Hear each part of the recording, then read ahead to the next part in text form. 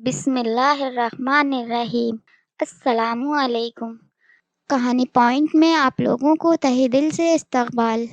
بھوک سے نڈھال ہوتے ہوئے جب میری آنکھ خود بخود ہی کھل گئی تو میں بہت حیران ہوئی، کیونکہ یہ ایک بوسیدہ سا مکان تھا، مگر ادھر ادھر دیکھنے کی بجائے میں نے اپنے دونوں ہاتھ اپنے پیٹ پر رکھ دیے، کیونکہ بھوک کی شدت اتنی زیادہ تھی کہ مجھے کچھ سوچنے سمجھنے کی طاقت ہی نہ رہی تھی۔ میرا وجود اب بھوک کی وجہ سے کانپنے لگا تھا، کیونکہ پچھلے 3 دنوں سے میں بھوکی تھی۔ مجھے یوں محسوس ہوا جیسے باہر کا موسم بہت خراب ہو رہا تھا۔ تیز ہوا چل رہی تھی اور ساتھ ہی بارش کے برسنے کی بھی آوازیں آ رہی تھی۔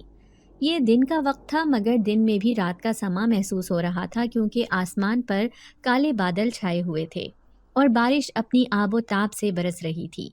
یہاں پر بہت اندھیرا تھا، شاید یہاں پر بجلی نہ تھی، کیونکہ یہ بہت پرانا سا گھر تھا اور یہاں پر کوئی بھی نہ رہتا تھا، کیونکہ میرے علاوہ یہاں کوئی بھی دوسرا وجود اس وقت موجود نہ تھا۔ میں اٹھ کر ہاتھ پیر ادھر ادھر مارنے لگی کہ شاید مجھے کوئی چیز محسوس ہو جائے۔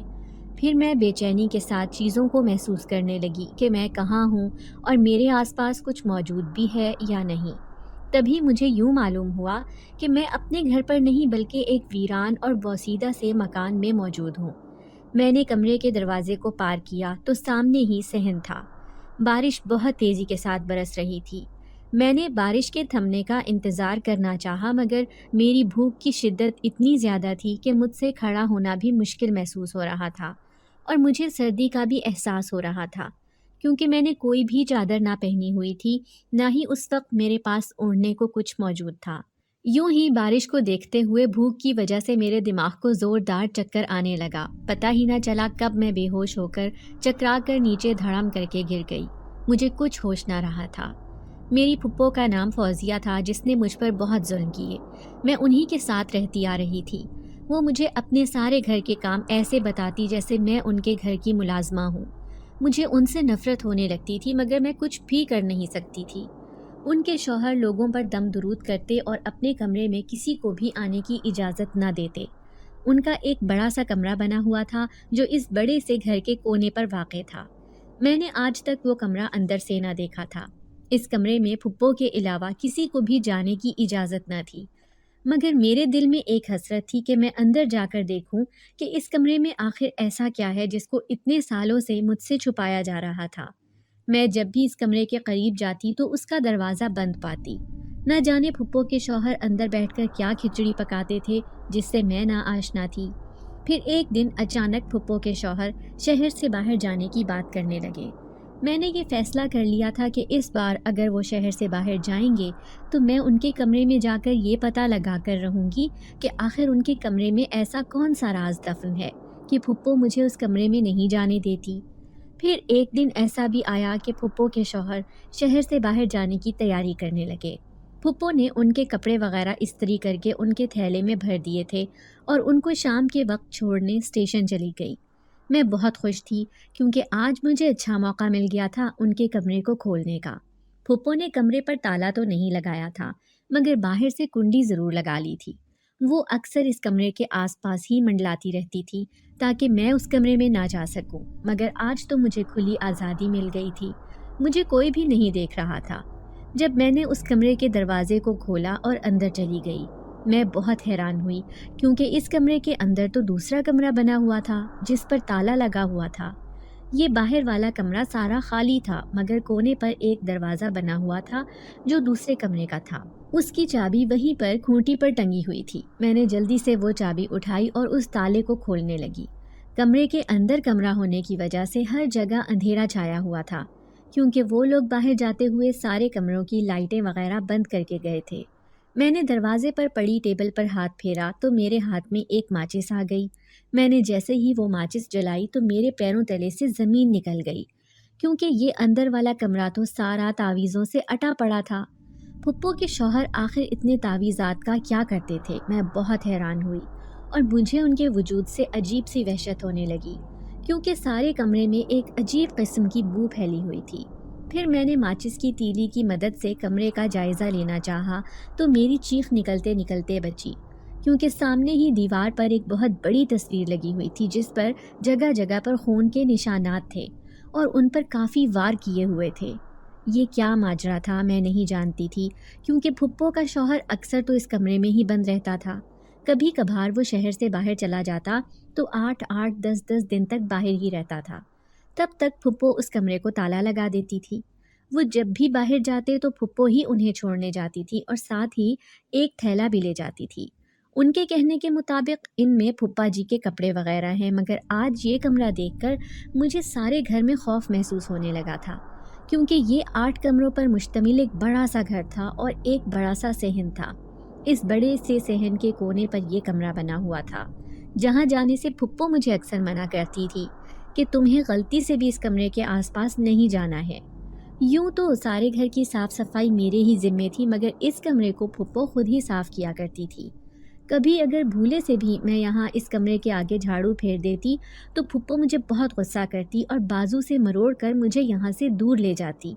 پھر کہتی کہ تمہیں کتنی دفعہ سمجھایا ہے کہ یہاں آس پاس مت آیا کرو۔ مجھے یہ عجیب و غریب کمرہ دیکھ کر ایک عجیب سی وحشت ہونے لگی۔ میں سوچنے لگی کہ اگر پھپھو نے مجھے یہاں پر کھڑا ہوا دیکھ لیا تو یہ اس گھر میں میرا آخری دن ہوگا۔ میرے پاس دوسرا چارہ ہی نہیں تھا۔ میں نے فوراً سے اس کمرے کو واپس تالا لگایا اور باہر نکل آئی۔ کمرے میں بہت زیادہ اندھیرا پھیلا ہوا تھا، اسی لیے میں زیادہ کچھ نہیں دیکھ پائی تھی، مگر اس تصویر کو دیکھ کر میرے دل میں ایک عجیب سا خوف پیدا ہو گیا تھا۔ باہر جا کر بھی میں وہ منظر بھلا نہیں پا رہی تھی۔ مغرب کی اذان ہونے والی تھی۔ میں جلدی سے آ کر اپنے بستر پر بیٹھ گئی اور اپنے ہاتھ مسلنے لگی۔ میرے چہرے پر اب خوف کی وجہ سے پسینہ آنے لگا تھا۔ جو منظر میں نے آج دیکھا تھا اس سے پہلے میں نے کبھی بھی نہیں دیکھا تھا۔ میں نے جلدی سے جگ میں سے پانی بھرا اور ایک ہی سانس کے ساتھ پیتی چلی گئی۔ سر تکیے پر رکھا، کمبل خود پر ڈالا تو میری آنکھ لگ گئی۔ مجھے پتہ ہی نہ چلا کہ کب میں نیند کی آغوش میں سو گئی۔ رات کے 11 بج رہے تھے جب پھپھو گھر میں داخل ہوئی اور ایک ہی سانس کے ساتھ مجھے چیخ چیخ کر بلانے لگی۔ میں نہیں جانتی تھی کہ اس دفعہ میں نے کون سی غلطی کر دی ہے جس کی وجہ سے اس طرح مجھے یوں چلا کر بلایا جا رہا ہے۔ میں جیسے ہی پھپھو کے سامنے آ کر کھڑی ہوئی تو انہوں نے مجھے بالوں سے پکڑا اور گھسیٹتی ہوئی باہر کی طرف لے گئی۔ میں ان سے اپنا گناہ پوچھتی رہی مگر وہ مجھے کچھ بھی نہ بتا رہی تھی۔ نہ جانے میں نے ایسا کیا کر دیا تھا کہ پھپھو کو مجھ پر اتنا غصہ چڑھا تھا کہ انہوں نے مجھے گھسیٹ کر گھر سے باہر پھینکا۔ سامنے ہی دروازے پر 2 بڑے بڑے گملے رکھے ہوئے تھے۔ میں نے زوردار جھٹکا محسوس کیا، جس کے بعد مجھے پتہ ہی نہ چلا کہ میرے سر پر اتنی گہری چوٹ آ گئی کہ میں بے ہوش ہو کر گر گئی۔ نہ جانے کتنی دیر تک میرا بہت سارا خون ضائع ہوتا رہا، مگر پھپھو کو تو اس بات کا کوئی احساس ہی نہ تھا کہ میں جیوں یا مروں ان کی بلا سے۔ جب میری آنکھ کھلی تو میں بھوک سے نڈھال ہو چکی تھی۔ مجھے اپنے آس پاس لذیذ کھانے کی خوشبو بہت تیزی سے محسوس ہو رہی تھی۔ جب میں نے آنکھ کھولی تو میرے سامنے ایک بڑی سی تھال رکھی ہوئی تھی، اس میں بہت لذیذ کھانے تھے۔ میں بھی بہت زیادہ بھوکی تھی، اسی لیے بغیر کچھ سوچے سمجھے تھال کو اپنی طرف سرکایا اور کھانا کھانے لگی۔ یہ کھانا بہت عجیب سا تھا اور بہت مزے کا بنا ہوا تھا۔ اس میں ساری ہی چیزیں الگ الگ پورشنز میں رکھی گئی تھیں اور بہت ہی سلیقے سے یہ تھال سجائی گئی تھی۔ یہ کھانا کھاتے ہوئے میں سوچ رہی تھی کہ پھپھو تو میرے لیے کبھی بھی اس طرح کا کھانا نہیں دے سکتی۔ میں نے تو ہمیشہ ہی ان کے گھر میں جھوٹا ہی کھایا تھا۔ پھر یہ مہربانی مجھ پر کس نے کی تھی میں نہیں جانتی تھی۔ اس کھانے کی خوشبو بھی بہت تیز تیز اٹھ رہی تھی۔ میں نے آج سے پہلے ایسے ذائقے کا کھانا کبھی بھی نہ چکھا تھا۔ جتنا یہ کھانا لذیذ تھا اتنے ہی پیار سے یہ تھالی سجائی گئی تھی۔ میں ہر چیز میں سے تھوڑا تھوڑا اٹھاتی منہ میں ڈالتی جاتی۔ میرا پیٹ اب بھرنے لگا تھا۔ ادھر ادھر دیکھا تو آس پاس کوئی بھی موجود نہیں تھا۔ یہ تو وہی اسٹور تھا جہاں میں رہا کرتی تھی، مگر میں یہاں کیسے آئی تھی میں نہیں جانتی تھی، کیونکہ جہاں تک مجھے یاد تھا کہ پھپھو نے مجھے دھکا دے کر گھر سے باہر پھینکا تھا اور میں وہیں گر کر بے ہوش ہو گئی تھی۔ پھر یہ اتنی مہربانی مجھ پر کس نے کی تھی؟ اب میں نے اس اسٹور میں چاروں طرف نظر دوڑائی تو مجھے ایسا محسوس ہوا جیسے کوئی میرے آس پاس چل رہا ہو۔ کسی کے چلنے کی آہٹ میں اپنے کانوں سے محسوس کر رہی تھی۔ میرے دل میں تھوڑا بہت خوف بھی آ رہا تھا، مگر وہ جو کوئی بھی تھا مجھے دکھائی نہیں دے رہا تھا۔ میں کافی ڈری ہوئی تھی کیونکہ وہ آہٹ میں نے اپنے کانوں سے سنی تھی۔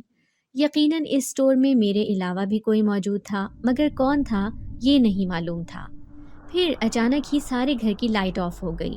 اب تو خوف سے میرا برا حال ہونے لگا تھا، کیونکہ پہلے ہی میں نے یہاں پر کسی کی آہٹ محسوس کی تھی، اور اب یوں سارے گھر کی لائٹوں کا بند ہو جانا مجھے مزید خوف میں مبتلا کر رہا تھا۔ پھر مجھے یوں معلوم ہوا جیسے کسی نے ٹھنڈے ہاتھ سے میرے ہاتھ کو پکڑا ہے۔ وہ ہاتھ اتنا ٹھنڈا تھا کہ ایسا محسوس ہو رہا تھا جیسے وہ میرے ہاتھ کو یہیں پر جما دے گا۔ پھر اس نے میری آنکھوں پر ایک پٹی باندھی اور میرے ہاتھ سے پکڑ کر مجھے کہیں لے جانے لگا۔ میں اس وقت بالکل ساکت ہو گئی تھی، کیونکہ میں اپنی بولنے کی طاقت کھو چکی تھی۔ میں اس سے یہ سوال بھی نہیں کر سکتی تھی کہ تم کون ہو اور مجھے کہاں لے کر جا رہے ہو۔ میں ان سب چیزوں سے اس وقت عاری ہو گئی تھی۔ جب میری آنکھوں سے وہ کالی پٹی ہٹ گئی تو سامنے کا منظر کافی بدلا ہوا تھا۔ یہ ایک بہت بڑا سفید محل تھا۔ یہاں چاروں طرف بہت خوبصورت پھول ہی پھول لگے ہوئے تھے، جو سفید رنگ کے تھے، اور ان پھولوں سے بہت بھینی بھینی خوشبو اٹھ رہی تھی، جس کو محسوس کر کے میں بہت سکون حاصل کر رہی تھی۔ میں کہاں تھی یہ میں نہیں جانتی تھی۔ تبھی میری نظر سامنے ایک نہر پر پڑی جو بہت خوبصورتی کے ساتھ بہہ رہی تھی۔ آہستہ آہستہ مجھے کوئی سرگوشی سنائی دی۔ میں اس کا پیچھا کرتے کرتے اس کے پاس جانے لگی۔ یہ راستہ تو ختم ہی نہیں ہو رہا تھا۔ میں آہستہ آہستہ چلتی ہوئی ایک کمرے کے باہر رکی۔ یہ آواز یقیناً مجھے اسی کمرے سے آ رہی تھی۔ میں نے اندر جا کر دیکھا تو سرخ رنگ کی ایک بہت بڑی مخملی سی جائے نماز بچھی ہوئی تھی، جس پر ایک سفید لباس میں ملبوس آدمی بیٹھا ہوا تھا۔ اس نے اپنے سر پر عمامہ باندھا ہوا تھا اور وہ آہستہ آواز کے ساتھ عبادت میں مشغول تھا۔ یقیناً وہ کوئی عبادت گزار آدمی تھا جو اس وقت اپنی عبادت کرنے میں مگن تھا۔ اس نے مجھے بالکل بھی نہ دیکھا تھا۔ وہ میری موجودگی سے ابھی تک نہ آشنا تھا، مگر میں وہیں پر کھڑی اسے تک رہی تھی۔ یہ منظر بہت خوبصورت تھا، بالکل اسی محل کی طرح۔ میں نہیں جانتی تھی کہ میں کیسے یہاں پر پہنچی ہوں، کس نے مجھے یہاں پر لا کر کھڑا کیا تھا۔ اچانک سے ایک خوشبو چاروں طرف اٹھی۔ وہ خوشبو اس قدر تیز تھی کہ میں اس میں کھوتی چلی گئی۔ میں نے آس پاس دیکھا تو ایک دھواں سا اڑ رہا تھا۔ وہ دھواں کہیں اور سے نہیں بلکہ اسی نمازی آدمی کے آس پاس سے اٹھ رہا تھا، اور وہ خوشبوئیں بھی یقیناً اسی کمرے سے باہر آ گئی تھی جو مجھے اپنے سحر میں گرفتار کر رہی تھی۔ پھر میں نے آس پاس دیکھنا چاہا اور اس جگہ کا جائزہ لینا چاہا کہ آخر یہ کون سی جگہ ہے جو اتنی خوبصورت بنی ہوئی ہے، اور اس کمرے کے باہر تو بہت ساری قرآنی آیات لکھی ہوئی تھیں۔ یہ یقیناً جو کوئی بھی تھا بہت عبادت گزار آدمی تھا، مگر میرا اس کے ساتھ کیا کام؟ مجھے یہاں کیوں لایا گیا تھا، اس بات سے میں ابھی تک ناواقف تھی اور سمجھ ہی نہ پائی تھی کہ مجھے یہاں پر آخر لایا کیوں گیا ہے۔ میں ابھی اس کمرے کا جائزہ لے ہی رہی تھی۔ میں نے جیسے ہی اس کمرے میں اندر قدم رکھا اور ادھر ادھر دیکھنے لگی تو وہ آدمی جائے نماز کو تہ دے کر اٹھ کھڑا ہوا اور سیدھا میری طرف آنے لگا۔ اس کے چہرے سے اتنا نور ٹپک رہا تھا کہ میں تو یہ دیکھ کر ہی دنگ رہ گئی کہ کسی کا چہرہ اتنا نورانی کیسے ہو سکتا ہے۔ اس کی آنکھیں سرمے سے اٹی ہوئی تھیں اور رنگت تو جیسے لٹھے کی مانند سفید تھی۔ میں تو اس کا نورانی چہرہ دیکھ کر ہی دنگ رہ گئی تھی۔ پھر میرا تصور اس بات پر ٹوٹا جب اس نے کہا کہ تم تو وہی لڑکی ہو نا جو رات رات بھر بھوکی سوتی ہے، کبھی اسے جھوٹا کھانا دے دیا جاتا ہے تو کبھی اس سے بھی دور رکھا جاتا ہے، اور یوں ہی تم رو رو کر سو جاتی ہو۔ تم وہی یتیم لڑکی ہو نا؟ میں اس کی بات سن کر بالکل ساکت کھڑی رہی۔ وہ آخر کیسے جانتا تھا کہ میں ایک یتیم لڑکی ہوں اور میری پھپھو مجھ پر جب بھی غصہ ہوتی ہے تو میرا کھانا پینا بند کر دیتی ہے؟ مجھے حیرانگی سے باہر لانے کے لیے اس نے مجھے پھر سے مخاطب کیا کہ تمہارے گھر کے سامنے جو ایک بڑی سی 2 منزلہ عمارت تھی، میں اس کی اوپر والی منزل میں رہتا تھا کرائے پر، اور میں ہمیشہ تمہارے اوپر ہونے والے سارے ظلموں کو دیکھتا رہتا تھا۔ میں بہت حیران ہوئی کہ آخر اس کی نظر مجھ پر کیسے جاتی تھی۔ میں تو سارا دن گھر میں بھاگ بھاگ کر کام کرتی رہتی تھی۔ کیا یہ اتنا عبادت گزار آدمی مجھے ہی دیکھا کرتا تھا؟ پھر میں نے فوراً پلٹ کر اس سے سوال کیا کہ آپ بھلا میری مدد کیوں کرنا چاہتے ہیں؟ میں ایک یتیم اور لاوارث لڑکی ہوں، پھپھو کے رحم و کرم پر ہوں۔ میں جانتی ہوں اگر پھپھو کو اس بات کا پتہ لگ گیا کہ کوئی میری حمایت کر رہا ہے تو وہ مجھے جینے نہیں دے گی۔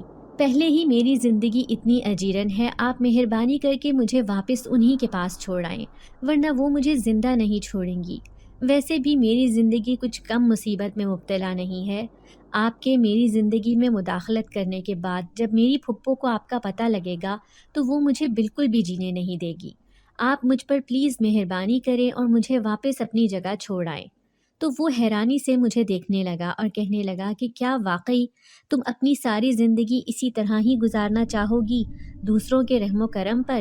کیا کبھی تمہیں اپنی زندگی پر ترس نہیں آتا کہ تمہاری زندگی کس قدر مصیبتوں میں اٹی ہوئی ہے؟ میں ان سے کہنے لگی کہ ہاں، میں جانتی ہوں کہ میں ان کے رحم و کرم پر ہوں اور میری زندگی میں کافی زیادہ مصیبتیں ہیں، مگر فی الحال میں انہیں چھوڑ کر نہیں جانا چاہتی، کیونکہ میرے پاس دوسرا کوئی بھی ٹھکانہ نہیں ہے جہاں پر میں اپنا سر چھپا سکوں۔ میں نے ان کا شکریہ ادا کیا کہ وہ میرے لیے فکر مند تھے۔ میں جیسے ہی باہر نکلی تو میں نے خود کو اپنے گھر کے پاس والی اسی 2 منزلہ بلڈنگ کے پاس کھڑے ہوئے پایا۔ اس طرح پھر میں عجیب نظروں کے ساتھ اس 2 منزلہ بلڈنگ کا جائزہ لینے لگی۔ یہ بلڈنگ اندر سے تو بالکل ایک محل کی طرح تھی، جیسے میں کسی دوسری دنیا میں چلی آئی تھی، مگر باہر سے یہ بلڈنگ کہیں سے بھی ایسی معلوم نہ ہو رہی تھی کہ اندر سے اتنی خوبصورت ہوگی۔ یہ محل جو اندر سے میں دیکھ کر آئی تھی، یہ بالکل بھی باہر سے اس بلڈنگ کا حصہ معلوم نہیں ہو رہا تھا۔ یہ تو کوئی ایسا دیس تھا جسے میں نے ہمیشہ اپنے خوابوں میں ہی دیکھا تھا، ایک شاہی محل کی طرح۔ پھر میں اس بلڈنگ کی طرف دیکھتے دیکھتے اپنے گھر کی طرف آ گئی اور سیدھا گھر میں اندر داخل ہوئی۔ شکر تھا کہ باہر کا دروازہ کھلا ہوا تھا۔ میں فوراً سے بھاگی اور دوڑ کر آ کر اپنے بستر میں لیٹ گئی، چادر اپنے اوپر لے کر آنکھیں بند کر لیں اور شکر کا سانس لیا کہ میں واپس یہاں آ گئی تھی۔ اگر پھپھو نے مجھے یہاں آتے ہوئے دیکھ لینا تھا تو یقیناً مجھے بہت مارنا تھا۔ میرا دل تیز تیز دھڑکنے لگا تھا اور میرے دماغ میں مسلسل اسی خوبصورت چہرے والے عبادت گزار آدمی کا چہرہ نظر آ رہا تھا۔ پھر اچانک ہی میرے من میں اس محل کے خیالات آنے لگے۔ میں خود کو یوں محسوس کر رہی تھی کہ میں نے ایک وائٹ کلر کا گاؤن پہنا ہوا ہے اور میرے سر پر ایک تاج سجا ہوا ہے۔ میں وہ بھاری سا گاؤن اپنے ہاتھوں میں اٹھائے اس سارے محل میں پھر رہی ہوں۔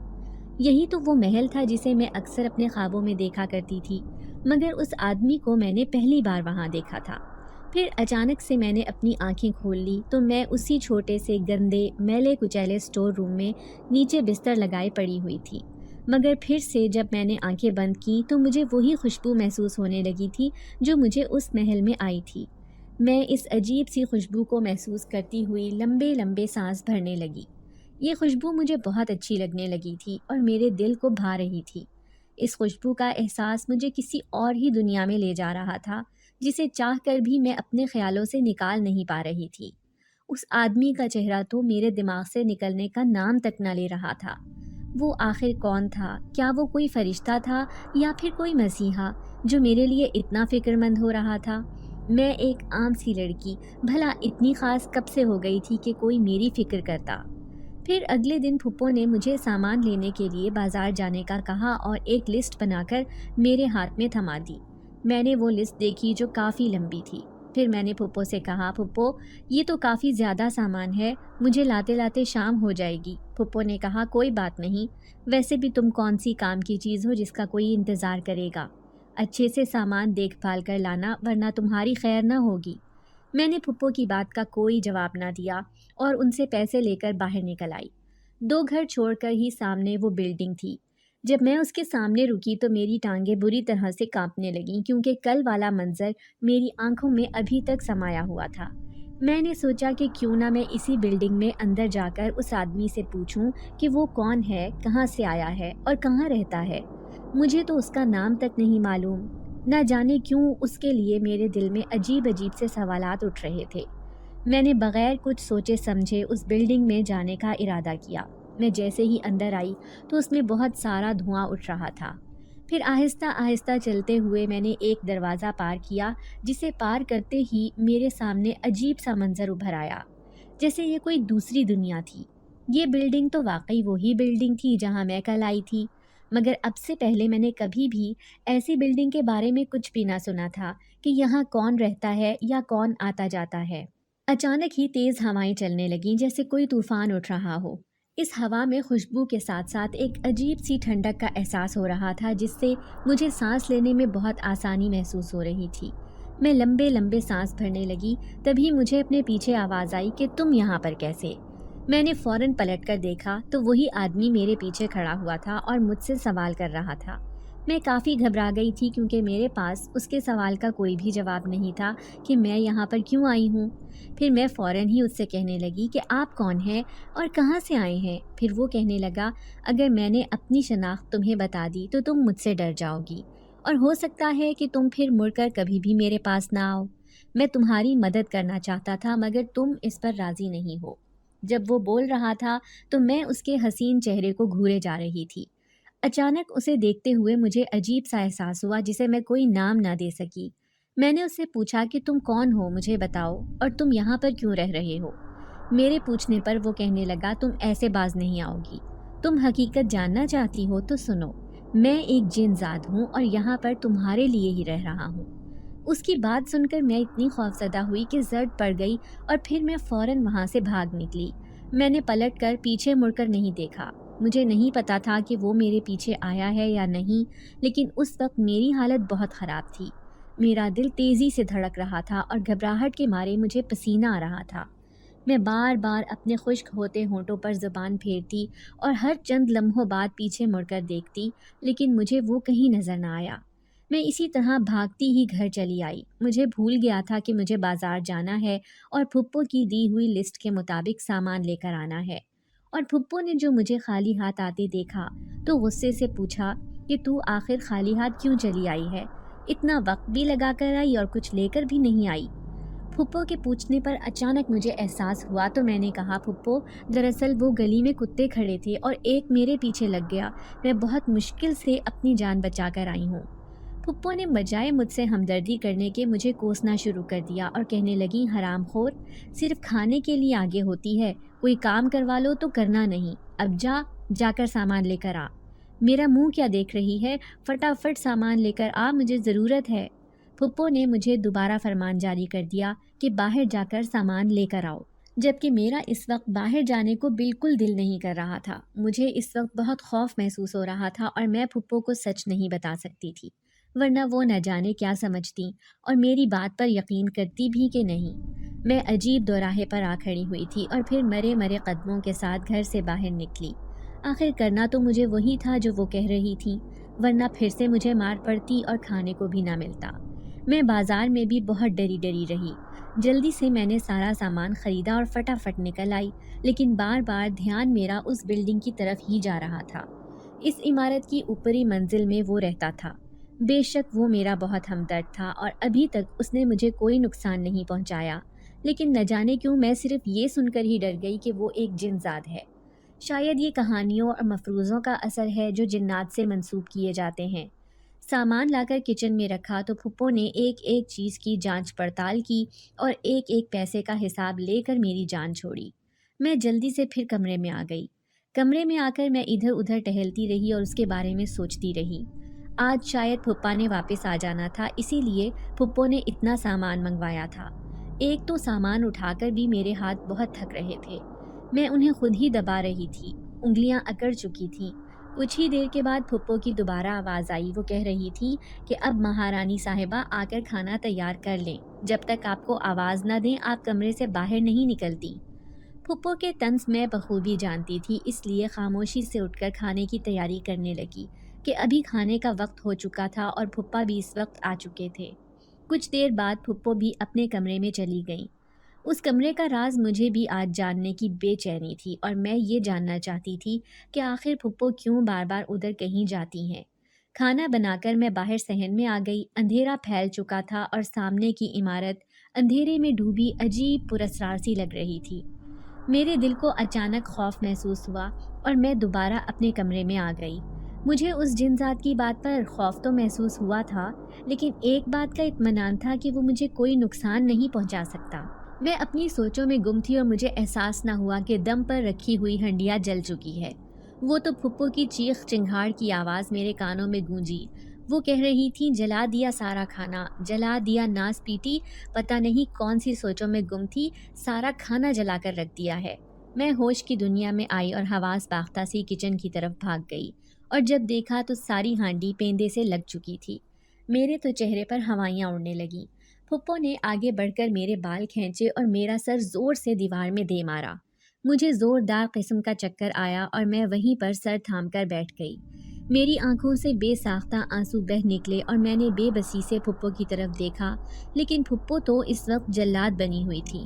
انہیں وہ چند 100 روپے کی ہانڈی جلنے کا بہت افسوس تھا اور اس کے لیے وہ مجھے اچھی طرح کوس رہی تھی، جبکہ میں اس وقت شدید بے بسی کی حالت میں پڑی ہوئی تھی۔ مجھے خود سے بھی نفرت محسوس ہو رہی تھی۔ دل چاہ رہا تھا کہ میں مر جاؤں۔ نہ جانے میرے ماں باپ مجھے یہاں پر کیوں چھوڑ گئے، ان کے ساتھ میں بھی مر جاتی تو بہت اچھا ہوتا۔ حالانکہ پھپھو کی اپنی کوئی اولاد نہیں تھی، لیکن انہوں نے میرے اوپر کبھی رحم نہیں کیا۔ انہوں نے کبھی مجھے اپنی اولاد سمجھا ہی نہیں۔ وہ اگر مجھے بھتیجی بھی سمجھ لیتی تو شاید مجھے اتنا دکھ نہ ہوتا۔ پھپھو کے غصے کو آج خوب ہوا ملی تھی اور وہ کسی بھی طرح سے ٹھنڈا نہیں ہو رہا تھا۔ میں نے آہستہ آواز میں کہا بھی کہ میں اور سالن بنا لیتی ہوں، لیکن وہ دوبارہ برسنا شروع ہو گئیں۔ ان کا کہنا تھا کہ ان کے پاس اتنے فالتو پیسے نہیں ہیں کہ وہ 2 ہانڈیوں کا خرچ برداشت کر سکیں۔ پھپھو نے اوپر سے تھوڑا سا سالن نکال لیا، وہ ان کے اور پھپھا کے لیے کافی تھا، جبکہ انہیں میری کوئی پرواہ نہیں تھی۔ میں آج بھی بھوکی اور نڈھال سی اپنے کمرے میں پڑی ہوئی تھی۔ سر کی چوٹ نے میرے 14 طبق روشن کر دیے تھے اور میرا سر بری طرح گھوم رہا تھا۔ میں جیسے ہی ذرا سا سر اٹھاتی ایسے لگتا ساری دنیا گھومنے لگی ہے۔ پھپھو نے اس کے بعد میری خبر بھی نہ لی۔ میں بستر پر پڑی ہوئی رو رہی تھی اور اسی دوران نہ جانے کیسے میری آنکھ لگ گئی۔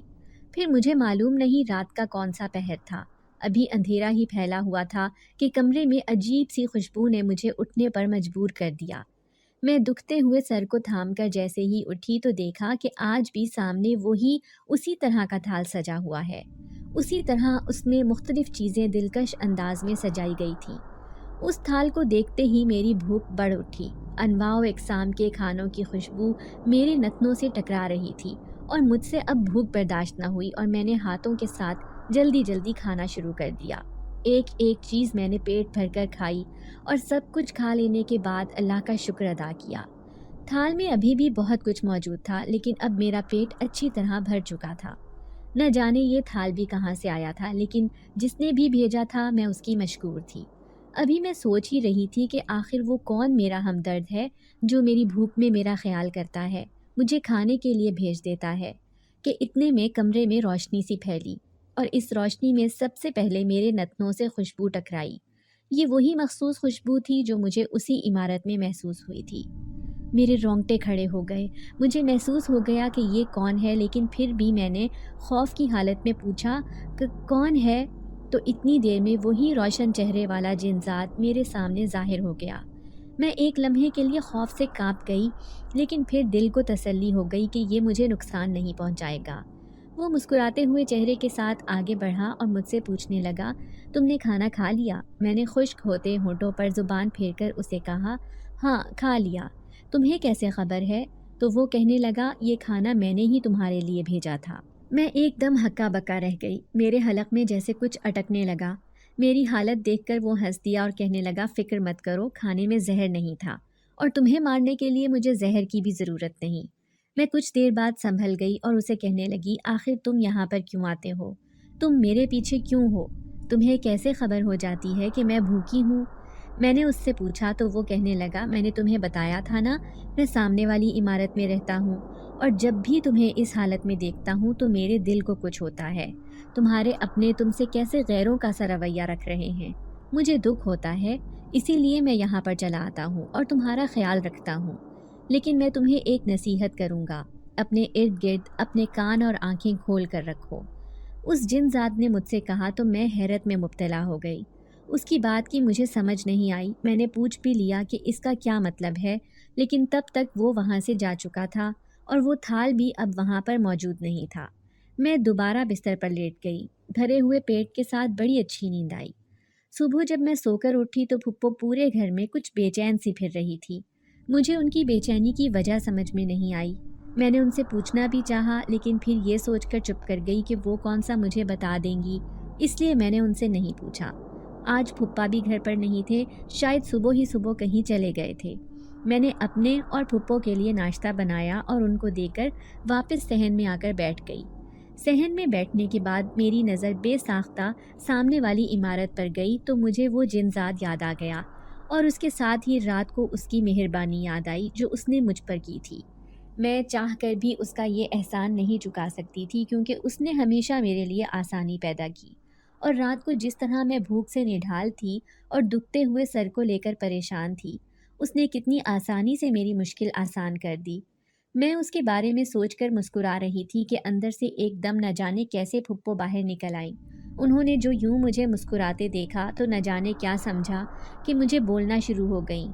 کہنے لگیں، تم یہاں پر بیٹھی مسکرا رہی ہو، ہمارا تماشا دیکھ کر ہنس رہی ہو، تمہیں تو شرم آنی چاہیے۔ میں نے تمہیں پالا پوسا، تمہارے ماں باپ کے بعد میں نے تمہارا خیال رکھا، اور تم میری ہی مصیبت پر مسکرا رہی ہو۔ میں پھپھو کو ہکا بکا ہو کر دیکھ رہی تھی۔ مجھے پتا نہیں تھا کہ گھر میں کیا معاملات چل رہے ہیں، لیکن پھپھو نے نہ جانے کیا سمجھا اور الٹا مجھے ہی سنانا شروع کر دی۔ میں پھپھو کو دیکھ رہی تھی، لیکن مجھے پھپھو کے ڈانٹنے کی وجہ سمجھ میں نہیں آ رہی تھی۔ نہ جانے کیا بات تھی جو یوں ہاتھ دھو کر میرے پیچھے پڑ گئی۔ میں نے چپ چاپ ان کی ڈانٹ سنی، ناشتے کے برتن سمیٹے اور اندر رکھائی۔ پھپھو سارے گھر میں بے چین پھر رہی تھی، اور پھر کچھ دیر کے بعد وہ ویسے ہی گھر سے نکل گئیں۔ نہ جانے کیا معاملہ تھا کہ وہ اتنی پریشان تھی اور اپنی پریشانی کے بارے میں مجھے بتا بھی نہیں رہی تھی۔ میں گھر کے کام کرنے لگ گئی، لیکن گاہے بگاہے میرا دھیان سامنے والی عمارت کی طرف چلا جاتا، اور اس کے ساتھ ہی مجھے وہ جن زیادہ یاد آ جاتا۔ پھپھو کی پریشانی کا خیال بھی آ رہا تھا، اور پھپھا کا کمرہ آج بند تھا۔ میں سوچ رہی تھی کہ زندگی میں نے پھپھو کو کبھی اس طرح پریشان نہیں دیکھا جس طرح کہ وہ آج پریشان تھی۔ آج صبح صبح ہی کہیں نکل گئی تھی۔ میں بہت حیران تھی۔ کچھ دیر بعد ہی وہ گھر چلی آئیں، لیکن آ کر وہ دوبارہ اپنے کمرے میں گئیں، پھر کمرے سے اپنا پرس لے کر دوبارہ نکل گئی۔ میں پھپھو سے پوچھنے والی تھی کہ آج کیا پکاؤں، لیکن ان کو باہر جاتے دیکھ کر چپ کر گئی۔ نہ جانے آج ان کو کیا ہوا تھا، وہ اس طرح کبھی بھی نہیں کرتی تھی۔ وہ تو بڑے اہتمام سے کھانا پکواتی تھیں، جبکہ آج تو ان کو جیسے کسی بات کی پرواہ ہی نہیں تھی۔ میں یوں ہی اٹھ کر کچن میں آ گئی اور دیکھا تو تھوڑا سا گوشت رکھا ہوا تھا۔ میں نے مرغی کا گوشت دھو کر وہی چڑھا دیا۔ ہمارے گھر میں بکرے کا یا بڑا گوشت نہیں پکتا تھا۔ نہ جانے کیا بات تھی کہ پھپھو منع کرتی تھی، اور نہ ہی انہوں نے کبھی پکانے دیا تھا۔ صرف مرغی یا مچھلی کا گوشت تھا اور وہی پکتا تھا، جبکہ میرا بہت دل کرتا تھا کہ بکرے یا بڑے کا گوشت پکایا جائے، لیکن پھپھو لانے نہیں دیتی تھی۔ سارا دن پھپھو گھر واپس نہیں آئیں۔ ایسا بھی نہیں ہوتا تھا کہ وہ اتنی دیر کے لیے گھر سے غائب ہو جائیں۔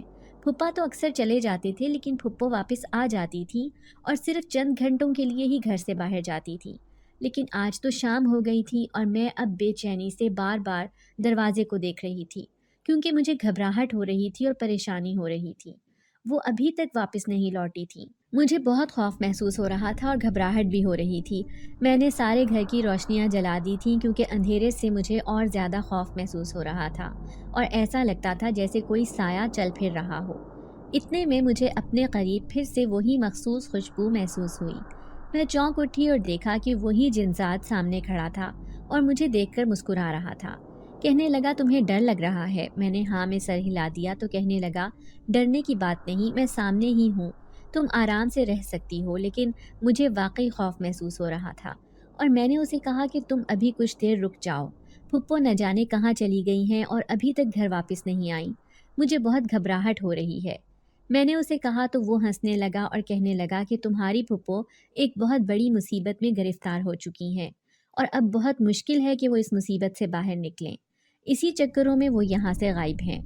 میں بہت حیران ہوئی اور اس سے دریافت کیا کہ کیسی مصیبت، کیسا مسئلہ، لیکن وہ کہنے لگا، میں نے تمہیں پہلے ہی کہا تھا کہ اپنے کان اور آنکھیں کھلی رکھنا، پھپھو جب واپس آئیں گی تو شاید تمہیں خود بتا دیں۔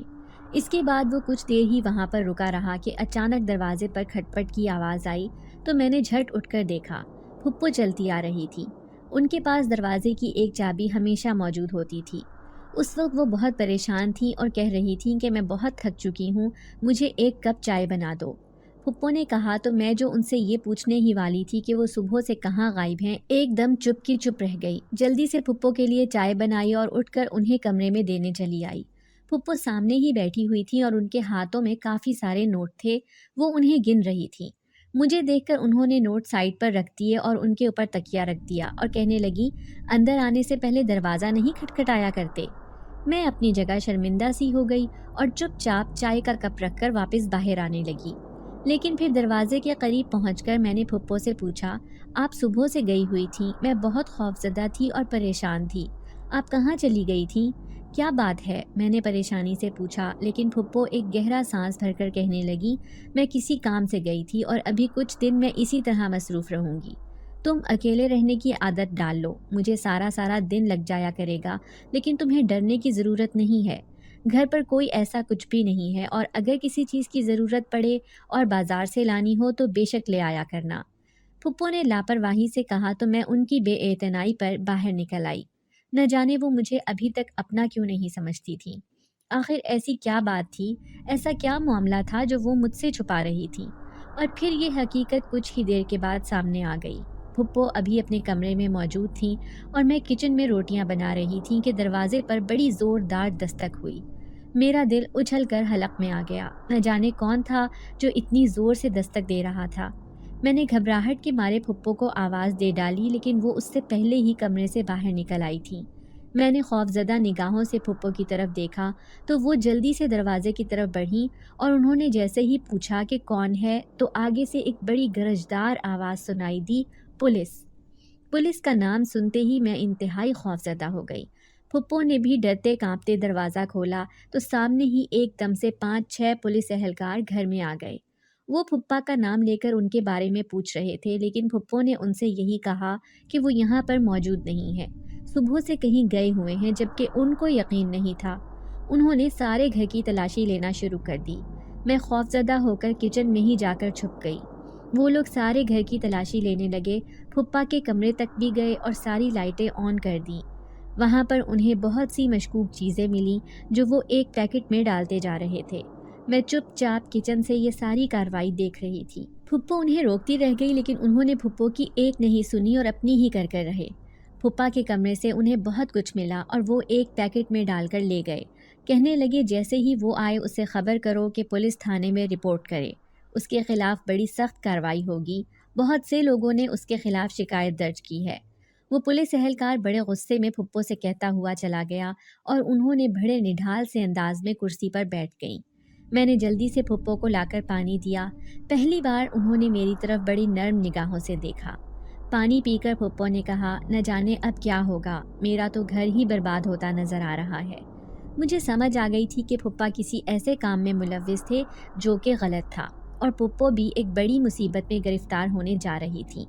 اگلے دن وہ اہلکار ایک لیڈی پولیس کو لے کر دوبارہ آئے اور پھپھو کو گرفتار کر کے لے گئے۔ ان پر پھپھا کی معاونت کرنے کا الزام تھا۔ دراصل پھپھا قبرستان میں جا کر کنواری لڑکیوں کی قبریں کھود کر وہاں پر چلہ کاٹتے تھے۔ اب یہ ثبوت بھی ملے ہیں کہ انہوں نے کئی لڑکیوں کے ساتھ مرنے کے بعد زیادتی کی ہے اور اس کے بعد چلہ کاٹ کر اپنے مقاصد حاصل کیے ہیں۔ یہ شرمناک الزام سن کر میں تو حیران اور پریشان رہ گئی۔ پھپھا کے خلاف اب کسی نے شکایت درج کی تھی اور اس کے بعد تو شکایتوں کا ایک ڈھیر لگ گیا۔ بہت سے قبرستانوں کی طرف سے پھپھا کے خلاف شکایتیں ملی اور اب پولیس انہیں دھرنے آ گئی، لیکن ان کو شاید پہلے ہی اس بات کی خبر ہو گئی تھی، اس لیے وہ کہیں فرار ہو گئے، جبکہ پھپھو ان کے ساتھ شامل ہونے کی بنا پر گرفتار ہو گئی۔ میں اب گھر میں اکیلی تھی اور بہت پریشان بھی تھی۔ نہ جانے پھپھو کب باہر آتی اور پھپھا کا کیا حال ہوتا، مجھے اس بات کی کوئی خبر نہیں تھی۔ لیکن اب مجھے اپنے زندہ رہنے کے لیے کچھ نہ کچھ تو کرنا ہی تھا۔ اور پھر جب میں یہی سب سوچ رہی تھی تو وہ جن ذات میرے پاس چلا آیا۔ اسے دیکھ کر میں حوصلے میں آ گئی۔ وہ کہنے لگا، پریشان مت ہو، میں ابھی بھی یہیں پر موجود ہوں۔ جہاں تک میں نے ہو سکا تمہارا ساتھ دیا۔ تمہارے پھپھا کی شرمناک حرکتوں کی وجہ سے ہی میں تمہارے پھپھا پر نظر رکھے ہوئے تھا، اور پھر ان کی شکایت بھی میں نے ہی کی ہے۔ دراصل وہ دونوں میاں بیوی بہت گھناؤنے کام کرتے تھے، اس لیے میں نے پولیس میں شکایت کر کے انہیں گرفتار کروا دیا۔ یہ گھر تمہارا ہے، شاید تمہیں تو معلوم بھی نہیں ہے کہ یہ گھر تمہارے نام پر ہے۔ تمہارے ماں باپ کی طرف سے تمہیں ملا اور تمہاری پھپھا اور پھپھو قبضہ کر کے بیٹھے ہوئے تھے۔ اب تم آرام سے اپنی زندگی گزار سکتی ہو۔ وہ لوگ بہت لمبے عرصے کے لیے جیل میں ہیں اور شاید کبھی زندہ واپس نہ آئے۔ اس جن ذات نے مجھ پر انکشاف کیا تو میں تو حیرت زدہ رہ گئی۔ مجھے تو پتہ ہی نہیں تھا کہ یہ گھر میرے نام پر ہے اور میں اس کی مالکن ہوں۔ میں نے جن ذات کا شکریہ ادا کیا اور کہا، تم نے میرے لیے بہت کچھ کیا ہے، میں ساری زندگی بھی تمہارا قرض نہیں چکا سکتی۔ لیکن وہ کہنے لگا، نہیں، ایسا نہیں، تم چکا سکتی ہو۔ بس ایک مسکراہٹ ہی کافی ہے، اور میں بے اختیار مسکرا دی۔ امید کرتے ہیں کہ آپ لوگوں کو آج کی ویڈیو پسند آئی ہوگی۔ ویڈیو کو لائک کریں اور روزانہ ایک ایسی ویڈیو سننے کے لیے ہمارے چینل کو سبسکرائب کریں۔ ملتے ہیں اگلی ویڈیو میں۔ اللہ حافظ۔